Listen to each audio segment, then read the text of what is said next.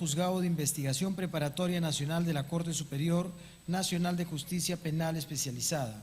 Informarán por la parte demandante sobre hechos el señor Mateo Grimaldo Castañeda y por la parte demandante el abogado José Campos Torres por informe virtual.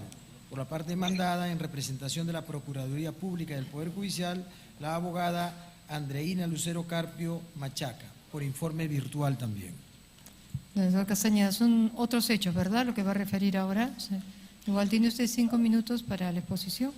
Gracias, señor presidente. Ahora seré más breve en honor a vuestro tiempo. Este habeas corpus es planteado contra el juez Richard Concepción Carguancho. El contexto es el siguiente. Mi audiencia de prisión preventiva duró más de 3 meses, solo la audiencia, con varias horas diarias e incluso algunos sábados y domingos. Y concluyó el 17 de noviembre del 24. El 23 de noviembre del año pasado, el juez Concepción dictó mi prisión preventiva por 24 meses. Yo había asistido a todas las audiencias y me presenté a la lectura de la resolución, aún sabiendo la fama de carcelero de este juez.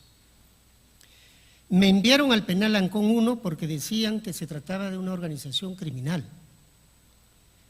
Estuve 33 días en el penal de más alta seguridad del país, junto con narcotraficantes, secuestradores, asaltantes y sicarios de verdaderas organizaciones criminales como el Tren de Aragua. El 16 de diciembre, el quinto juzgado constitucional declaró fundado nuestro habeas corpus, que es materia de este caso presente, ¿no?, en este caso.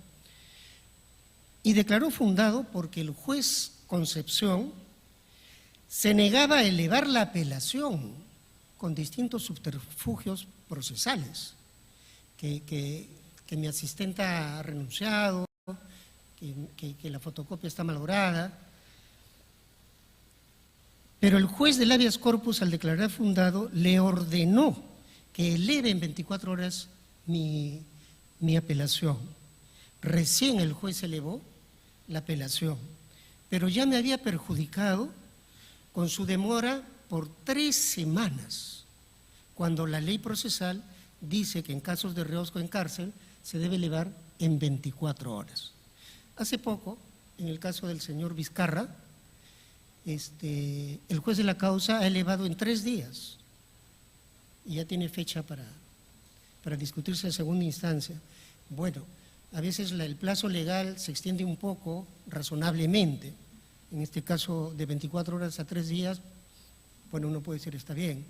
Pero en mi caso son 3 semanas, son 21 días que se ha demorado este juez, porque sabía que le iban a revocar. Porque ya anteriormente la misma sala, en mi detención preliminar, había dicho, no hay peligro de fuga en el caso del señor Castañeda, no hay obstaculización, no hay peligro procesal. Y entonces la forma de tenerme retenido más tiempo fue demorar administrativamente para perjudicarme. Después de Navidad, el 26 de diciembre, la Quinta Sala Penal Nacional revocó mi prisión porque consideró, está en el habeas corpus, que no correspondía la aplicación del control difuso ni convencional en un incidente, sino en el fondo. Que no se acreditaba la existencia de organización criminal en mi caso, que no habían los elementos. Dice que no hay organización criminal en sala. Que no existía obstrucción en la justicia y que no se acreditaba el riesgo de peligro procesal. He concluido, señora presidenta. Doctor Campos, tiene usted 5 minutos. Muchas gracias, señora presidenta, señores magistrados. Muy breve, porque en realidad los hechos son evidentes, pero voy a añadir otros hechos, ¿no? Efectivamente, había un precedente de la detención preliminar, como bien lo señaló el doctor Castañeda, donde la sala que revisaba, la única sala que podía revisar las decisiones de Concepción Carguancho, había revocado porque había arraigo, no había peligro de la fuga. Entonces, ese criterio no había cambiado porque habían pasado meses.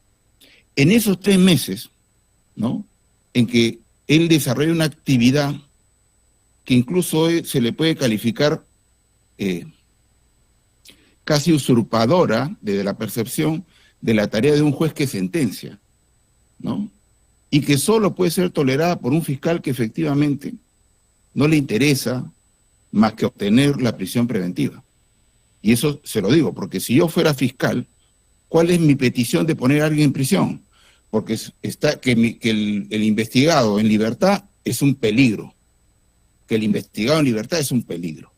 Y este juez se demora 3 meses. Y en esos 3 meses salió la nueva ley de organización criminal. También salió la ejecución por parte de la sentencia de la Corte Suprema dirigida por el juez César San Martín, que la aplicó.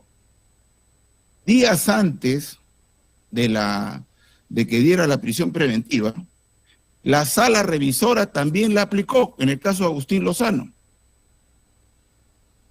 Pero lo más grave de todo esto es que en medio de esos 3 meses, la irresponsabilidad lo llevó a presentar unas clases donde el juez Carguancho, a través de una aclaración diciendo y cuestionando un audio suyo supuestamente, se ha encargado de confirmar que publicó esas diapositivas poniendo como imagen de la corrupción a Mateo Castañeda, a Nicanor Boluarte y a la fiscal Benavides. Cuando él estaba evaluando la prisión preventiva. Entonces, estas situaciones, él ha declarado que supo que publicó, que él lo publicó, que supo lo que había publicado, que sabía que lo publicado estaba mal para su tarea de juez, que estaba evaluando la prisión preventiva, que pidió el retiro de lo que publicó. Con lo cual, el tema de imparcialidad, esto como a modo de adelanto, está acreditado. Todo eso había pasado. Entonces, él sabía que le iban a revocar la decisión, porque inaplicó la ley de organización criminal sin sustento técnico constitucional, invocando una inconvencionalidad que no se explica jurídicamente.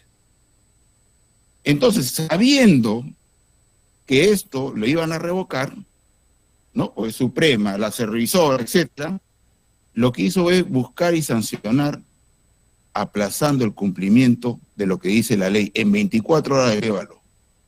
¿Y qué es lo que hizo? En prácticas que me provocan mal recuerdo, ¿no?, de los 90, el montesinismo. Lo quiso poner para que pase la Navidad en prisión. Eso es lo que ha pasado. Entonces nosotros le decimos, control, porque violación del plazo razonable, de irse en 24 horas y se demoró 3 semanas más 3 días, invocando una serie de argumentos.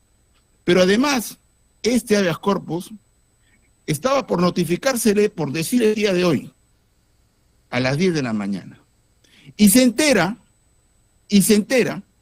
que le van a notificar el habeas corpus y lo eleva. Con lo cual, provoca que la sala dijera improcedente porque es sustracción de la materia y no vale pronunciarme sobre nada.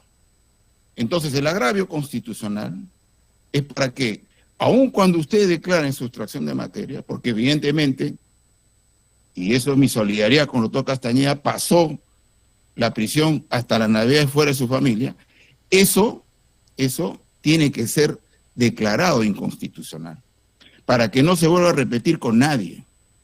Porque eso es lo que tenemos que hacer con la justicia constitucional, que sirva para que el empoderado, indebidamente con la función que tiene, que puede privar de libertad a las personas, no haga la justicia buscando parámetros de popularidad, sino ser leal a la Constitución. Es indolencia absoluta. La explicación de que se me renunció a una persona era absoluta. Por esa razón, señora magistrada, pedimos, fundada la demanda, declarando, aun cuando ustedes consideren sustracción de materia aquí, le rogamos que se declare inconstitucional lo sucedido con el doctor Castañeda. Muy bien, tiene el uso de la palabra por 5 minutos la procuradora, la abogada Andreina Lucero Carpio. Muchas gracias, señora presidenta, señores magistrados, con todos los presentes, muy buenas tardes. Señores magistrados del Tribunal Constitucional, comparezco en representación del Poder Judicial para poder solicitar que se confirme la resolución que revocó de fundada a improcedente la demanda de habeas corpus. Hemos escuchado ya los hechos y la Procuraduría va a referir lo siguiente, señores magistrados. La demanda se dirige contra un supuesto retraso en la elevación del recurso de apelación de prisión preventiva. Ese recurso fue tramitado y resuelto en la vía ordinaria. Como ya hemos escuchado de la parte demandante, la Sala Penal revoca la prisión preventiva y ordena la inmediata libertad del beneficiario bajo reglas de conducta. En consecuencia, el derecho a la libertad, que es el bien jurídico que tutela el habeas corpus, ya fue restituido plenamente. Hoy no existe ninguna afectación vigente. Hablemos sobre el contenido constitucionalmente protegido, el cual está regulado por el artículo 7.1 del nuevo Código Procesal Constitucional. Dispone que no procede la demanda cuando los hechos no inciden directamente en el contenido protegido del derecho invocado. Aquí no se discute una privación arbitraria de libertad, sino un incidente procesal ya superado, señores magistrados. La libertad personal no está amenazada, no está restringida. Por ello, el caso carece de relevancia constitucional. La finalidad del habeas corpus señala que es restituir la libertad cuando ésta ha sido vulnerada o amenazada. Esa finalidad ya se cumplió en la vía ordinaria, el beneficiario ya recuperó su libertad. Mantener vivo este proceso, incluso llegar a interponer un recurso de agravio constitucional, supone desnaturalizar el habeas corpus y convertirlo en un mecanismo de control de plazos procesales, lo que jamás ha sido su esencia. El mismo beneficiario presentó otra demanda por los mismos hechos que fue declarada improcedente en otro juzgado constitucional en el expediente 10.928-2024. También quiero referir, señores magistrados, porque hemos escuchado los hechos del doctor Castañeda, que dice que ni bien se declara fundada la sentencia constitucional, pues se eleva la apelación de la prisión preventiva. Eso es falso, señores magistrados, porque la sentencia constitucional que declara fundada en este expediente se nos fue notificada el 17 de diciembre de 2024 y fue firmada el 17 de diciembre de 2024. Y la apelación elevada de la prisión preventiva fue el 16 de diciembre.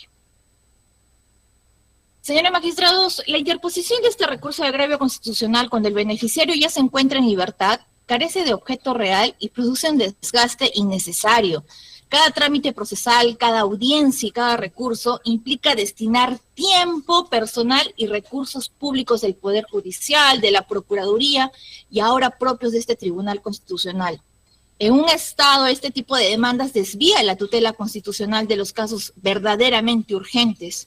Insistir en un recurso de agravio constitucional en estas condiciones constituye un uso abusivo del proceso constitucional, contrario a la buena fe procesal y al principio de economía procesal. Todo lo que se está debatiendo en este proceso constitucional ante ustedes, señores magistrados, ellos han interpuesto una queja ante la Autoridad Nacional de Control contra el juez hoy demandado, la cual, señores magistrados, en fecha 18 de junio, la resolución 5 emitida por la Autoridad Nacional de Control fue declarar improcedente liminarmente. Apela a la abogada Ángela Bardales Magallanes por este supuesto hecho y se confirma lo que ya se dispuso en la resolución número 5. Entonces, por todo lo manifestado, señores magistrados, esta Procuraduría solicita se desestime el presente recurso de agravio constitucional. Tiene derecho a la réplica por 3 minutos, doctor Campos. Muy bien, doctora, presidente. Bueno, creo que ha visto otro proceso mi colega, porque si hay algo que precisamente está más vinculado a la libertad, es lo que la ley pretende establecer como regla, que es que 24 horas lo eleves. Desde ya nosotros tenemos un debate con la imparcialidad del juez Carguancho, que eso será en otro proceso. Pero lo importante aquí era de que existe el habeas corpus traslativo. como un proceso constitucional específico para este tipo de situaciones. Eso ya es pronunciamiento del Tribunal Constitucional. Y este habeas corpus traslativo era simplemente que se eleve. ¿Por qué? Porque nuevamente, y menos mal que me ha ratificado la secuencia de hechos la doctora. El 17 vamos a notificar, y cuando sale esa afirmación que la van a notificar, circula, estamos con el habeas corpus, y el señor lo eleva. Pero ¿cuándo fue que le declararon la prisión preventiva al doctor Castañeda? El 23 de noviembre. ¿Cuándo finalmente le elevan el expediente? El 16 de diciembre. Es lo que hemos dicho, 3 semanas y 3 días, cuando la ley dice 24 horas. Entonces, el pronunciamiento que nosotros le pedimos no es ilegal ni inconstitucional, tiene previsión legal. Efectivamente, ya sufrió la prisión, las 2 prisiones, preliminar y preventiva, ¿no? Con lo cual, efectivamente, él ya no tiene en este momento una afectación a la libertad. Pero ciertamente es un despropósito que se ignore que eso se tiene que corregir. Es más, por esta demora, la Junta Nacional de Justicia le está abriendo una investigación al juez Carabancho. Por esto. Porque esto no puede volver a ocurrir. Muchas gracias, señor magistrado. La dúplica, también 3 minutos. Muchas gracias, señora presidenta. Bueno, no es en otro proceso, doctor, de la parte demandante, puesto que tenemos que tener en cuenta algo, señores magistrados. La sesión que se dispuso de la prisión preventiva del hoy demandante se llevó adelante el 22 de noviembre del 2024, iniciando a las 10:21 horas. Luego se suspende y se vuelve a comenzar a la 1:49. Existen 6 videos que lo registran y concluye a las 3:22 horas del día siguiente, 23 de noviembre. Estamos hablando de un caso complejo, estamos hablando de pluralidad de procesados. También quiero enfatizar en algo y muy importante, que en la fecha que se notifica este acto que termina la audiencia de prisión preventiva, dice: en este acto se deja constancia que el especialista judicial de audiencia deberá realizar la transcripción íntegra de la resolución, resuelve la prisión preventiva, y que el plazo va a correr a partir de que sea notificada la resolución que declaró fundada la prisión preventiva. Y se puede observar en el acta que el Ministerio Público dice conforme, la defensa técnica dice apela, y no observan de que el plazo va a correr a partir de que es notificada la resolución de prisión preventiva. Señores magistrados, estamos hablando de un caso complejo, y no más, también importante, está en libertad.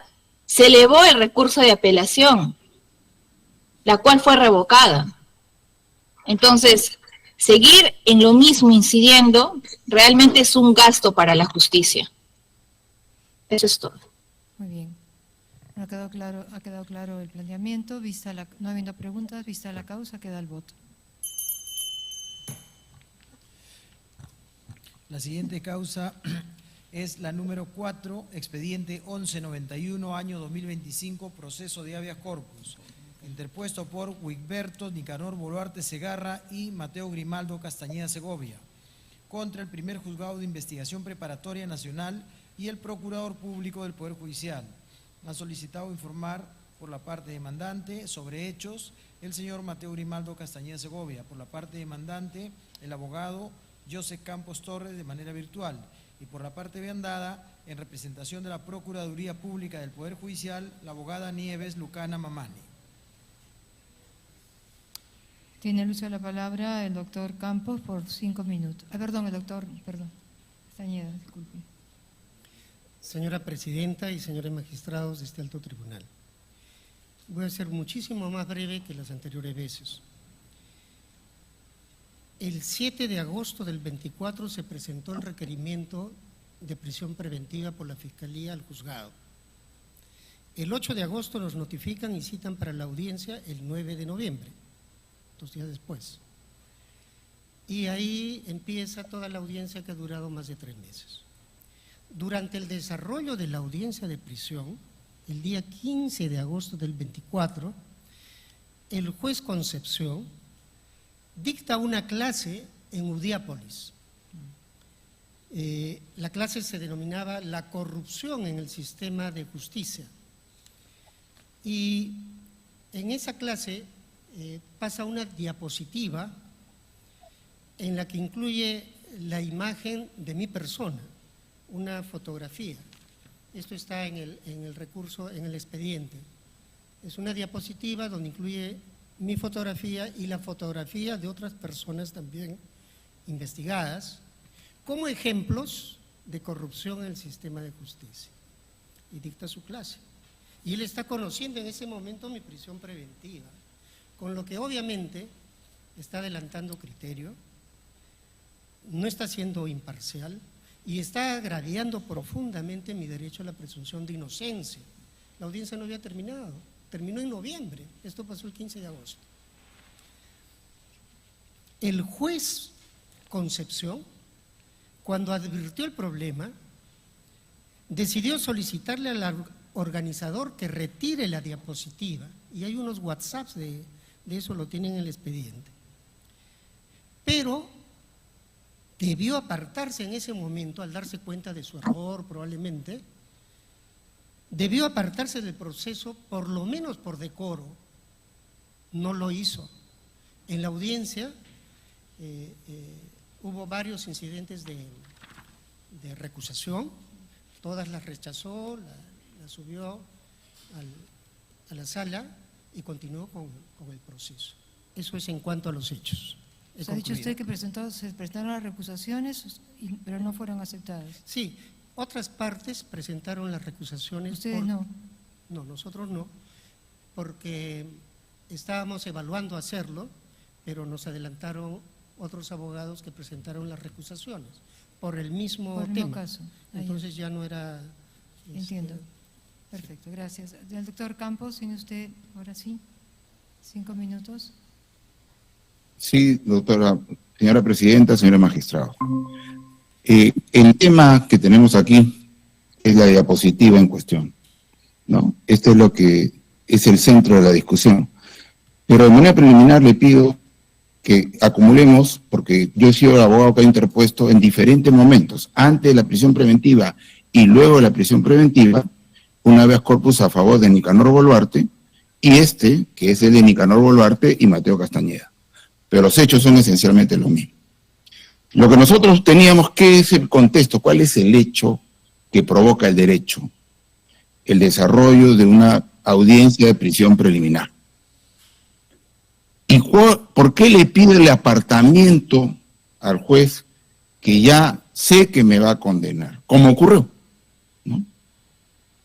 Que habiendo adelantado opinión a través de esta imagen, ¿no?, él tenía que apartarse del proceso.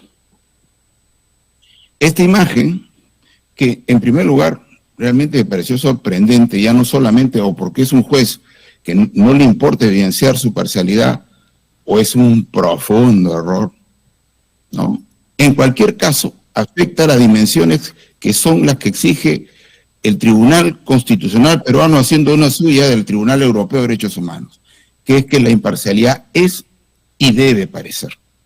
Entonces, el fundamento de este proceso constitucional de exclusión por afectación al principio de imparcialidad estaba dado porque era el juez llamado a la prisión preventiva, lo estaba evaluando. Evidentemente, para este señor, como finalmente ocurrió, era culpable. Y nuevamente, no solamente por este hecho, que ya lo invalidaba y debía haberlo excluido del proceso, sino porque además, por lo menos, debió haberse excusado para el pedido de prisión preventiva. Pero lo hizo, ordenó la prisión preventiva para ambos. Yo quiero terminar avanzando en temas más bien de reflexión de orden constitucional. Estos jueces, señora magistrada, este tipo de juez, no es el juez que la Constitución necesita. Porque nuevamente, él ha organizado, ¿no?, una prisión preventiva que ha tratado de no ser controlada, al punto que lo dio aplicando control convencional de una ley que existía, que ya estaba siendo aplicada y que la sala revisora 3 días antes la había aplicado, que no había organización criminal. Entonces, cuando él desarrolla su prisión da su prisión preventiva, evidentemente es la confirmación de que desde el primer momento los quería poner en prisión. Porque además, nuevamente, en el anterior detención preliminar, la sala revisora le había dicho, sí tiene arraigo, no hay peligro de fuga. Así que le había revocado. Entonces, la expresión clara de que él quería, que él tiene una convicción, que puede ser su derecho a tenerla. Lo que no puede ocurrir es que teniendo esa convicción, administre justicia y menos pide la libertad. Si estuviéramos hablando de una imparcialidad, un contexto diferente, no sé, obligación de dar suma de dinero, etcétera, otro hubiera sido el debate. Pero ambas personas, ¿no?, que habían participado activamente durante toda la investigación, todo, en algo que además técnicamente es absurdo, como lo tenía comentado, y con esto cierro mi participación. Este señor, el magistrado Concesión Carguancho, desarrolla desde la percepción una tarea usurpadora. Él nunca va a sentenciar a una persona, pero a través de este tipo de sentencias, donde él pone en prisión preventiva a las personas, sabiendo que después le revoca, no importa, ya la puso, ¿no? Hasta personaje del año ha sido creada a nivel perceptivo. Pero ¿qué es lo que hace para eso? Son estas audiencias que no tienen sentido lógico con el propósito de la prisión preventiva. Dura 3 meses. 3 meses, donde ve elemento de convicción por elemento de convicción por elemento de convicción, cuando esa es la tarea del juez. El juez que sentencia, en teoría general del proceso, es el juez que revisa hacia atrás. La pregunta es, ¿qué hizo este señor para sentenciarlo? El juez de control, lo que tiene que preocuparle es qué puede hacer este investigado si se mantiene en libertad. Entonces, en realidad, si efectivamente tienes una persona que entiende que su patrocinado es cliente, lo mejor que le podría pasar es el juez Carguancho, porque tiene 3 meses donde te puede fugar, puede destruir pruebas, lo que sea. Pero eso no pasa. Al fiscal no le molesta porque sabe que Concepción Carguancho lo va a meter preso. Entonces, nuevamente, el cierre es completo. Desde el momento, el fiscal Ordaya ha querido generar, desde la distorsión, desde la manipulación de la denominación y la imputación, evitar la aplicación de una regla para mantenerse en la investigación. Y ha encontrado a un juez que le pareció muy importante mantener en prisión a un abogado importante como Mateo Castañeda y al hermano de la presidenta. De acuerdo, doctor. Y menos mal que se le chipoteó, como otro cabo, que se le chipoteó, señora magistrada, porque nuevamente, en la aclaración donde él niega un audio, ha negado el audio, pero ha confirmado que publicó lo que le hemos presentado, que sabe el contenido de lo que publicó, que sabe que lo que publicó estaba mal, que pidió que retiren lo que publicó, pero aún así, él cree que la solidaridad de sus pares del Poder Judicial efectivamente es suficiente. Cuando venimos a ustedes, cuando se creó el Tribunal Constitucional como un organismo autónomo, es precisamente por la convicción de que en el Poder Judicial muchas veces estas cosas se ven con absoluta indolencia, como la que hemos escuchado aterrorizado en la intervención anterior. Doctor, con eso, señor, pedimos que haya la exclusión del juez Carguancho de la investigación que se lleva adelante contra mis patrocinados. Yo ya en la próxima intervención podría ser susumida en esta tranquilamente. Muchas gracias, señora magistrada. Sí, sí. Gracias también. Le pido que se tenga el tiempo, por favor, porque como es más o menos los mismos hechos, tiene uso de la palabra la doctora Nieves Lucas. Lucana, perdón. ¿Está prendida? El botón de en medio. Creo que se ha ido. Ahora sí. Muy buenas tardes, señora presidenta, señores magistrados de este tribunal. Sí, también saludo al doctor Joseph Campos. Señores magistrados, tal como se grafican los hechos, en efecto, podríamos presumir que acá hay vulneración al principio de imparcialidad, porque podríamos decir, aquí hay adelanto de opinión. Cualquiera podría sacar una conclusión escuchando la opinión, el comentario, el argumento de una de las partes. Pero sin embargo, señores magistrados, la realidad es distinta, por cuanto para defender esta causa he tenido que buscar el informe del magistrado demandado, evaluar todo el expediente e informarme qué es lo que pasó acá. Señores magistrados, como muy bien ha comentado mi colega de defensa, en efecto, sí, el día 15 de agosto del 2024, en el Instituto Udiápolis, el magistrado demandado ha dictado un curso donde, entre otras, presenta una diapositiva extraído por el diario La República y donde, entre otros, sale imagen de los hoy beneficiarios, señor Mateo Castañeda y el señor Nicolor Boluarte.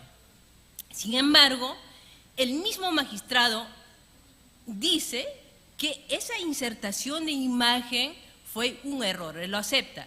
Y además precisa y puntualiza que en esa conferencia nunca, jamás, ni un comentario ha hecho o realizado o ha mencionado nombre de los hoy beneficiarios. Simplemente por error ha transmitido esa diapositiva. Entonces, señores magistrados, me pregunto, ¿y dónde está esa manifiesta vulneración? El magistrado reconoce. Y señores magistrados, debo precisar una cosa. Obviamente, después de eso, el 15 de agosto es el hecho y presenta en el mes de noviembre recusación, no presenta el señor hoy presente, el señor Mateo Castañeda, sino uno de los beneficiarios recusación. Y paralelamente la demanda también presenta. Y el señor juez demandado hace su informe, eleva el caso a la segunda instancia. Y la segunda instancia declara infundada la recusación, advirtiendo que en efecto este proceder sería criticable, sin embargo no se advierte ese adelanto de opinión. Paralelamente también se ha puesto queja administrativa en la Autoridad Nacional del Control, en la Junta Nacional de Justicia. ¿Qué hizo la Autoridad Nacional del Control en este caso? Igual, evaluando todo el contexto, determinó y archivó el procedimiento disciplinario administrativo. Entonces, señores magistrados, si bien en este momento se dice hay una evidente, una flagrante vulneración, hay un adelanto de opinión, sí, pero señores magistrados, también es necesario que ustedes escuchen la otra parte, la posición de la otra parte. Y por estas razones, señores magistrados, yo presento a este tribunal, voy a presentar en todo caso, después de la audiencia, esos informes que acaba de mencionar, donde además hay dos instituciones que van a decir que no hay ese adelanto de opinión, tampoco hay vulneración al principio de imparcialidad, y seguramente este tribunal también haciendo el estudio del caso va a decir lo mismo. Sin perjuicio de ello, señores magistrados, quiero mencionar lo siguiente. Sabemos que el habeas corpus, por excelencia, protege la libertad personal. Hoy, los beneficiarios, al menos en este proceso, no tienen ni siquiera comparecencia con restricciones, porque en efecto, en ese trámite, en ese incidente de prisión preventiva, se recusó y luego en primera instancia se dictó prisión preventiva. La sala revoca esta medida coercitiva y ni siquiera declara comparecencia con restricciones, sino comparecencia simple. Entonces, señores magistrados, ¿cuál sería esa manifiesta vulneración de la libertad personal? Ninguno. Por estas razones, respetuosamente, a esta sala, a este tribunal, solicito que se declare improcedente la demanda de habeas corpus. Muchas gracias. Derecho a la réplica, doctor Campos. 3 minutos, por favor. Sí, por favor. Sí, mire, señora presidenta, señores magistrados, creo que ya con lo que es una confesión, o sea, el magistrado entiende que es un error, con lo cual todo aquello que pueda ser como parte de una duda de lo que, si lo publicó o no lo publicó, ya está completamente descartado. Y hay que comprender las dimensiones de la imparcialidad, que es la expresión procesal y jurídica del principio de igualdad. La razón, el principio de igualdad en sus manifestaciones, entiende que todos somos iguales ante la ley, y el que opera la ley, que es el juez, tiene que estar obligado a tratar igual, para lo cual tiene que expresar desinterés en la causa, y ciertamente, por más que él diga que no dijo ni una palabra, que no lo sabemos, porque como ha quitado esa parte del video, ¿no? Tenemos la duda, pero lo que sí está claro es que lo publicó. Y si él dice que fue culpa de la República, El problema suyo es haberlo hecho suyo. Entonces, la imparcialidad es y parece. Y para nosotros, y creo que es más o menos evidente, que el juez Carhuancho ha violado las dos dimensiones de la imparcialidad. Y si en este momento, de verdad, hubiera sido de locos que estuviéramos manteniendo detenidos o con una medida restrictiva a mis patrocinados, respecto a lo cual Nicanor Boluarte sí puso la recusación, aunque los habeas corpus no necesitan esta vía previa, porque evidentemente estuvo en prisión, ¿no? 2 veces Mateo Castañeda y una vez Nicanor Boluarte. Claro, desconociendo la competencia de un juez que era evidentemente parcial. Pero con esto quiero terminar para efecto de que se entienda que estas revocatorias de sus decisiones no son inocuas. Él sabía que le iban a revocar. Él sabía que la Corte Suprema ya había un pronunciamiento por aplicar la ley de organización criminal. Ella sabía que su revisor, en el caso de Agustín Lozano, le iba a revocar. Y tenía este tema. Y sin embargo, inaplicó la ley que todos aplicaban. Y ahora, en ese escenario, demoró la apelación a propósito para efecto que la prisión estuviera en Navidad. Entonces, todo esto, señores magistrados, le digo, las vulneraciones en derecho constitucional son lo menos jurídicas posible. El derecho se aplica con un efecto reparador, pero el hecho es lo lesivo. Y aquí, este juez, yo le ruego como abogado, pero sobre todo con una persona que me he metido en derecho constitucional desde que salí de la universidad, es que este tipo de conductas no se las toleremos a aquellos que tienen en manos la libertad de las personas. Este es un juez que optó por ser popular en vez de ser leal a la Constitución. Y eso es lo incorrecto, señores magistrados. Hay que declarar fundada esta demanda para que efectivamente se sancione con la exclusión de este proceso al juez Concesión Carhuancho, que respecto a temas personales no tengo nada que decir, apenas lo conozco. Pero ciertamente es el juez que no quiere la Constitución. Muchas gracias, señor magistrado. Muy bien, tiene usted también 3 minutos para la réplica. Muchas gracias, señora magistrada. Señora magistrada, creo que estamos confundiendo cuál es la esencia de los procesos constitucionales. Como se ha escuchado, está pretendiendo que se excluya al magistrado. Creo que en la vía ordinaria hay mecanismos necesarios, ¿no? Tal es así que el mismo beneficiario hoy presente menciona que no han recusado. Entonces, si no han recusado en la vía ordinaria, creo que es prematuro pedir a venir a este tribunal constitucional apartamiento de un juez. Es muy prematuro, señores magistrados. Eso solicito que tomen en cuenta. Muchísimas gracias. He terminado. Yo quisiera hacer una pregunta a usted, señora abogada. Usted ha dicho que ni la autoridad de control ni la sala consideraron que había aquí un adelanto de opinión, a pesar de que estaban las fotografías de las 2 personas implicadas y que esas fotografías eran conocidas e identificadas las personas a nivel nacional porque había sido un juicio mediático. O sea, ninguna de las 2 instituciones, por decir así, consideraron que había aquí un adelanto de opinión. ¿Usted me podría dar un poco más de razones para esa? Sí, magistrada.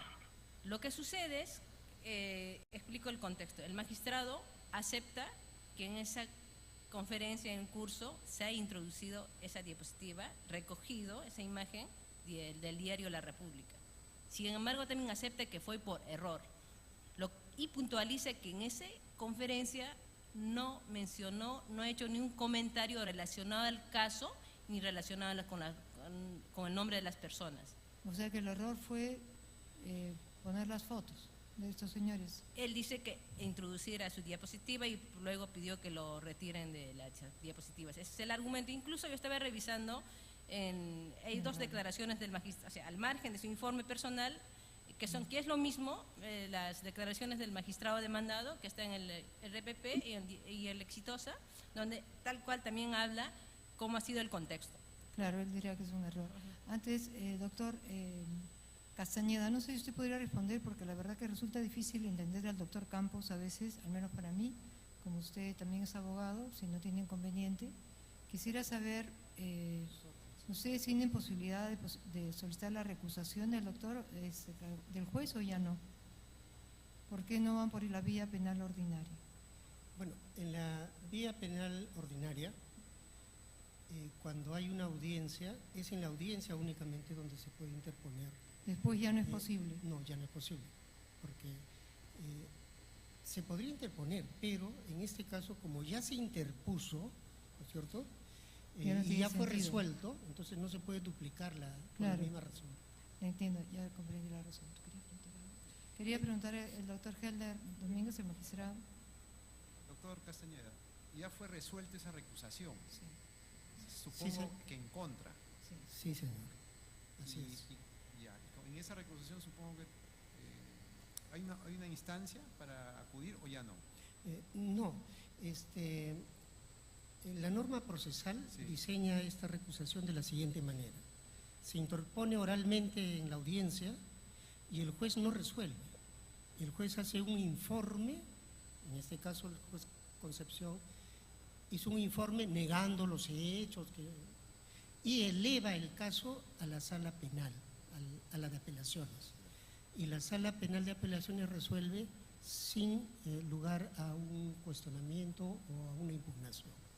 Gracias. Y eso se hace para que las audiencias prosigan, ¿no? Correcto. No se... A la abogada, el juez reconoce que ha sido un error. Sí, magistrado. ¿Por qué ha sido un error, según él? El por ¿Por qué qué no es lo un sé, error? y ese aspecto muy subjetivo del magistrado. Lo que sí reconoce es que No, se pero introdujo. es muy subjetivo del magistrado. Entonces, ¿usted qué está defendiendo? O sea, la subjetividad del magistrado. O sea, yo no puedo saber, con el mayor respeto, señor magistrado, el por qué. Lo que yo he preguntado, ¿qué pasó? Y dijo que por un error involuntario se introdujo y luego advirtiendo de tal error, lo que ha hecho es pedir que le retiren de la circunstancia. Pero toda la clase lo ha hecho con ese error. Y lo que sí me puntualiza es que Le estoy haciendo la pregunta. Quiere decir que toda la clase lo ha hecho con ese error, no, una vez lo pasó. Lo ha mostrado. pero lo ha hecho en clase. Por eso, no estoy diciendo cuántas veces lo ha pasado. La clase lo ha hecho él con un error involuntario, pero lo ha hecho. Al mostrar esa imagen. ¿No? Ya, gracias. El magistrado Gracias. Gutiérrez. Dice. Gracias, abogada. De lo que puedo entender es que aquí hay una afectación al principio de imparcialidad judicial. La imparcialidad, que es un elemento sustantivo para el ejercicio de la función judicial, ser imparcial. Entonces, el error que usted señala no menoscaba la imparcialidad, porque si yo hago un PPT, o si yo hago un PPT donde pongo ahí, ¿no?, a alguien diciendo que forma parte de una red criminal, ¿no?, brazo acá, brazo allá, y luego digo, me van a grabar, mejor lo retiro. En efecto, la independencia, doctora, tiene mucho que ver con la subjetividad. La subjetividad se exterioriza, y se exterioriza en un hecho. Hasta ahora no entiendo cuál es, por eso era la pregunta importante del magistrado Domínguez, en el sentido de que, ¿a qué se refiere con el error? O sea, ¿cuál fue el contenido del error? O sea, ¿por qué se arrepintió? Fue sin querer queriendo, dijo el magistrado, el Carguancho. Pero ¿cuál fue el error concretamente? El error fue colocar al beneficiario como parte de una red criminal, él pensaba que era así. El error fue que en ese momento no debía dictar clase con esa diapositiva, sino con otra. O sea, lo que tenemos que desvirtuar es el prejuzgamiento que tiene el juez para poder calificar al beneficiario como parte de una relación criminal cuando estaba en un proceso en curso. Nosotros somos docentes también. Utilizamos una diapositiva con un caso ya acabado. Ya acabó el caso, podemos utilizarlo. Pero un caso abierto donde el mismo juez es el que va a resolver y tiene ese tipo de error, entonces usted al menos tiene que desvirtuar que ese error no ha contaminado el acto de imparcialidad con que debe regirse. ¿Puede decirme algo al respecto? Claro que, señor magistrado. El contexto ya lo conocemos. Menciona que es un error involuntario. Precisamente no hay esa vulneración al principio de imparcialidad porque en ese momento no hace ninguna mención respecto al delito de organización criminal, respecto al caso concreto, tampoco hace mención a las personas pero la foto no tiene... ¿Qué más puedo ver? Esa foto dice ahí, están todos como si fueran parte de una trama, todo armado, orquestado. ¿Qué tengo que decir ahí yo? Lo que pasa es que ha habido una tergiversación. Prueba de ello, incluso, señor magistrado, hay audios que él mismo está pidiendo que se investigue, donde con inteligencia artificial su voz lo han alterado. Esa es la versión del magistrado. Entonces, por eso yo me pregunto, o sea, tal cual se presenta el caso, oiga, aquí hay vulneración al principio de imparcialidad, o aquí hay adelante de opinión. Yo puedo decirlo, yo siempre vengo con ideas objetivas, pero cuando ya veo el contexto, considero que no hay esa manifiesta vulneración. Gracias. El magistrado Hernández. Sí, gracias, presidente. Solamente una última pregunta para la procuradora. Usted ha mencionado que había una investigación donde supuestamente se está desvirtuando el hecho de el uso de la inteligencia artificial. Eso que nos acaba de decir. ¿Esa investigación ya terminó?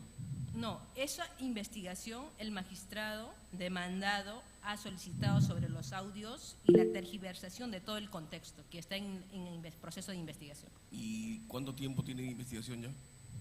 ¿Se ha mandado un peritaje? ¿Ha habido algún acto concreto que realmente diga que eso no es solamente una declaración?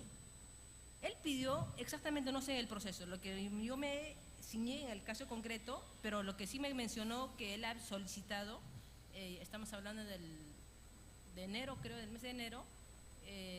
Enero lo ha solicitado. Ha pedido que, o sea, que sea una investigación. Así es. Entiendo que lo ha hecho aquí en el Ministerio Público.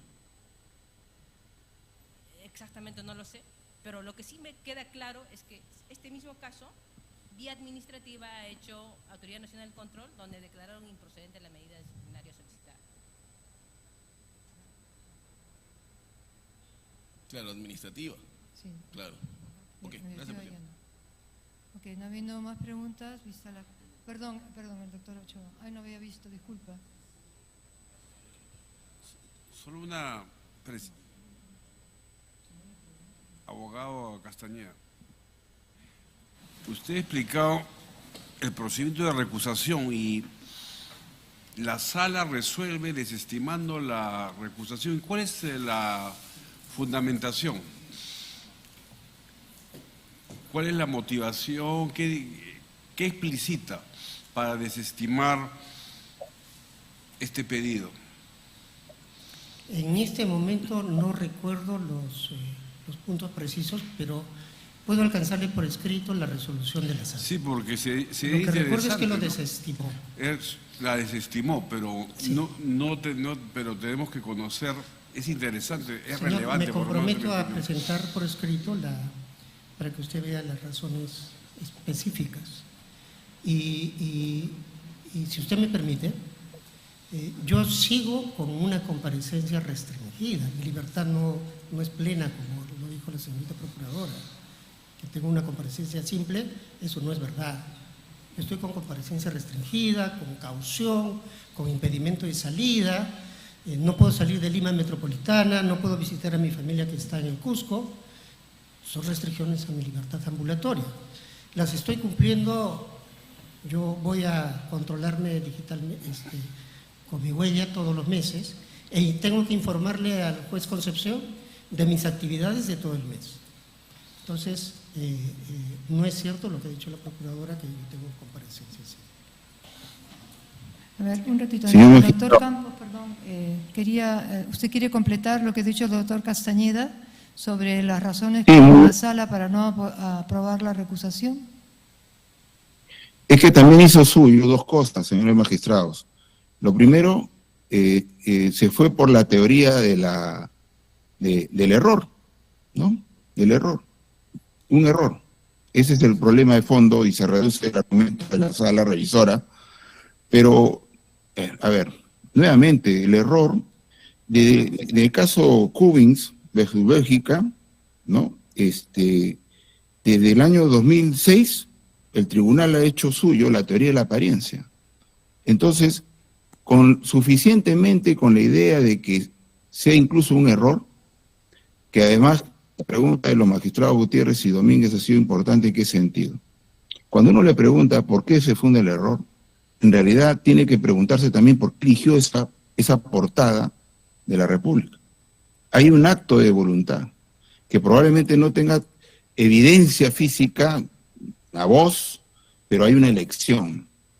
Él se siente cómodo dictar una clase con esa diapositiva. La frase, una imagen vale más que 1000 palabras, es precisamente parte de los temas. La exclusión que le pedimos no es para que lo absuelva ni nada por el estilo, sino para que exista un juez que no tiene una evidencia de por error o por conciencia, ¿no? Porque es o porque parece imparcial, que se mantenga en esta investigación. O sea, eso es que se mantenga esta investigación. Por eso es importante, los magistrados, que reivindiquen algo que ustedes han hecho, que es escoger la Constitución antes que la popularidad, porque la popularidad no es el parámetro de control de los estados constitucionales. Este tipo de jueces le hace daño a la democracia. En lo inmediato satisface el circo, pero finalmente le hace daño al Estado democrático y constitucional. Pues, o sea, por eso uno va al Tribunal Constitucional. Por eso el Tribunal Constitucional existe por fuera del Poder Judicial. De acuerdo. Hace poco estuvimos en Arequipa, y dieron, ¿se acuerda? Perdón, con esto termino. Loto Orea discutía eso, que en los cuadernos de debate, la Constitución 79, cuando se crea el Tribunal de Garantías Constitucionales, se crea precisamente porque se sabe que en el Poder Judicial a veces no hay tutela. Y nuestra esperanza son ustedes. Por eso nomás, señora magistrado, gracias. Muy bien, de acuerdo. ¿Alguna otra pregunta, magistrado Ochoa? Sí, ya con la explicación que ha dado el abogado Campos, Sí, tenemos un poco más claro el panorama, pero sí quisiéramos conocer el texto del pronunciamiento de la sala. Muy bien. Se lo Magistrado Hernández quiere preguntar. Sí, solamente un pedido muy puntual. Si sería tan amable, procurador, hacernos llegar la resolución que exime de responsabilidad de la Autoridad Nacional de Control, por favor, al señor Concepción, en este caso puntual, que usted lo mencionó. Sí, dijo que Gracias. no. Sí, señor magistrado, me comprometo mañana a enviar vía escrito el informe del magistrado, la resolución de la sala donde declara infunal la recusación que realizó el demandado Nicanor Boluarte y la resolución que deniega en vía administrativa e improcedente, los 3 documentos. ¿Me pueden permitir, si lo que la réplica hace un instante, si pudieran, si no? Lo que pasa es que ya creo que ha sido sí aclarado el tema, usted nos ha explicado que es un error y también hemos planteado por qué ese término parece no ser suficiente. Ok, muchas gracias también a usted. Vista la causa, queda el voto. Muchas gracias, señor magistrado. Venia.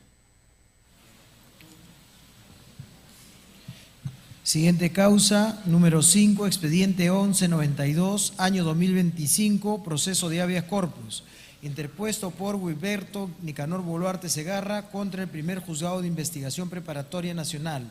Por la parte demandante ha solicitado informar oralmente el doctor Joseph Campos Torres de manera virtual. Por la parte demandada, en representación de la Procuraduría Pública del Poder Judicial, la abogada Nieves Lucana Mamani. Sí, a ver.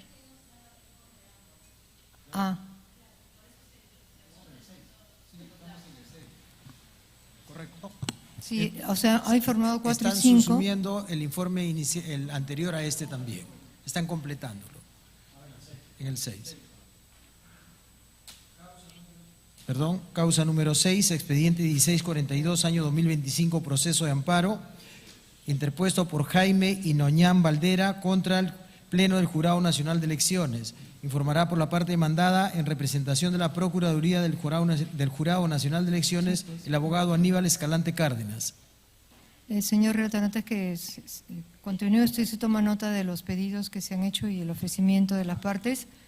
O sea, que se ha tomado nota de los ofrecimientos que han hecho las partes para que envíen los documentos. Esto es. Entonces, ¿tiene usted 5 minutos para la exposición? Ya. Señora Presidenta, buenas tardes. Señores magistrados, también buenas tardes. Bueno, en la medida que no está la otra parte, quisiera ser muy breve y también solicitando la dispensa del caso por la voz en este caso, ¿no? Bueno, en principio quiero mencionar que la resolución objeto de nulidad en el proceso de amparo